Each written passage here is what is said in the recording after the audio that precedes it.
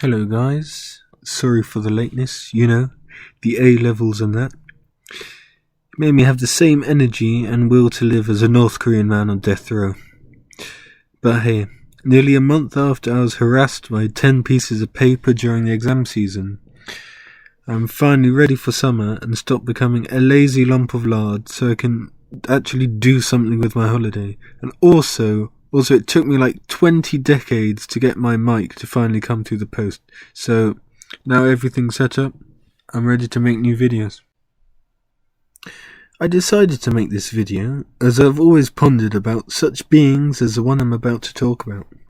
There are levels of weird in this world. Planes and ships disappearing in the Bermuda Triangle. North Korean cookbooks on the deep web which actually consist of real food. And Russian bears who are addicted to jet fuel. They, you would admit, are weird, or at least not normal. But there's something worse in this world. Beings so disturbing in nature that even furries, yes the degenerates, furries, fear them. If you have an XY chromosome and live in the third most popular state in the US, you have a 100% chance of being a Floridian male. But a select few, ascend to the weirdness of the Florida man. There are 3 theories on why I believe the Florida men are the way they are. The first is sheer stupidity. Obviously this will be one of the theories. Like, come on, you're already thinking it. Oh, you weren't? Don't flippin' lie to me, we were all thinking it. But guess what? Even I was surprised at Florida's education level, being the 5th best in the US overall. But it was in 2010, so that may have changed. But what does this mean? It means education is not to blame.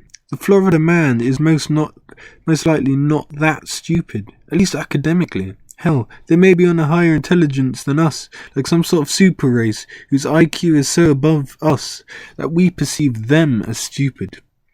But also remember that the Kennedy Space Center is also in Florida, both containing the highest average IQ and the highest number of pyromaniacs in the country, because it takes a special type of crazy to sit above a 1,000,000-ton tanker of rocket fuel. The second theory is assisted craziness. Read some of these damn articles. Are you trying to honestly tell me that drugs aren't involved? What sober person assaults someone with food? These lot just don't care about the effectiveness of the weapon, they just want to show you their intent. Most of the time, meth seems involved. Seems like Walter White's type influences the behaviour of these weird humans. But guess what?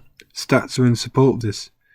Only just over a tenth, 2.7 million, are insured by the state-run health plans, meaning that there's a high possibility that drugs are rife in the state, especially considering it can also be reached by the sea by Mexican and Cuban drug traffickers.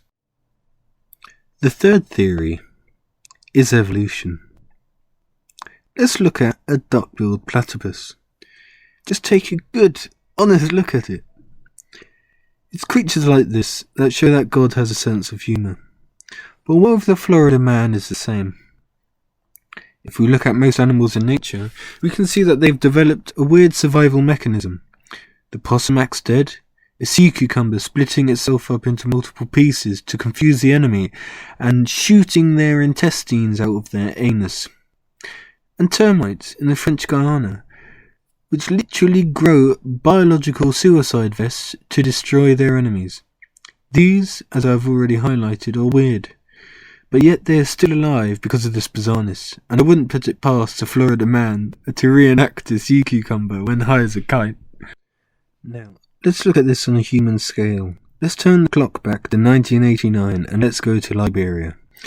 A man by the name of Joshua Milton Bly turned into one of the most evil and powerful men in Africa at the time, eating children's hearts in Liberian villages and delving into that B-Tech food, cannibalism, to become a more powerful warrior in battle, supposedly. In the 7 years of the civil war that made him infamous, he amassed many child soldiers and fought completely in the nude, earning him the highly imaginative name General Butt Naked. But wait, what has this got to do with the Florida man? I hear you asking. Well, this madman is still alive, and that borderline insane code of conduct probably saved him many a time as opposition forces, knowing they were facing the general, simply laid down their arms instead of being slayed by the lunatic. So, the tactic worked to some degree, considering he's still alive. However, General Butt Naked was completely off his flipping head on heroin during the actual conflict.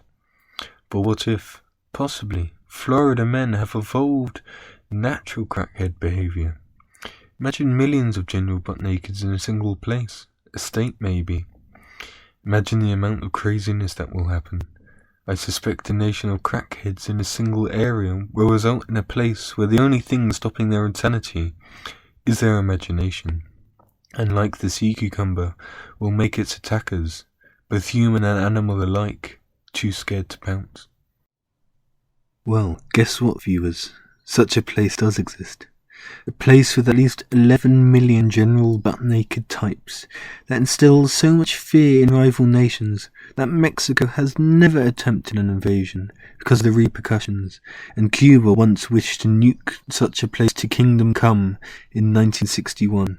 It is a home to a subspecies of human with the best defense strategy and mentality of them all. If it can be done, it will be done. And that, my friends, is a place called Florida.